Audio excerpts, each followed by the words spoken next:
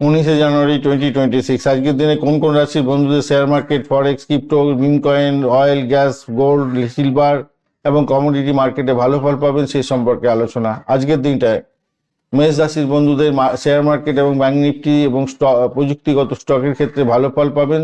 মিম কয়েনের সতর্ক থাকবেন। বৃষ রাশির বন্ধুদের গোল্ড, অয়েল, কমোডিটির ক্ষেত্রে এবং রিয়েল এস্টেটের ক্ষেত্রে ভালো ফল পেতে পারেন। ফরেক্সের ক্ষেত্রে সতর্ক থাকতে হবে, ক্রিপ্টোতে সতর্ক থাকবেন। মিথুন রাশির বন্ধুদের ফরেক্স নিফটি 50 এবং যোগাযোগ এবং মিডিয়া সংক্রান্ত ক্ষেত্রে ভালো হবে। কর্কট রাশির বন্ধুদের কমোডিটি, ফুড এবং হসপিটালিটি সম্পর্কীয় শেয়ারের ক্ষেত্রে ভালো হতে যাচ্ছে। সিংহ রাশির বন্ধুদের এন্টারটেইনমেন্ট, লাক্সারি গুডস এবং নিফটি 50-তে ভালো হতে পারে।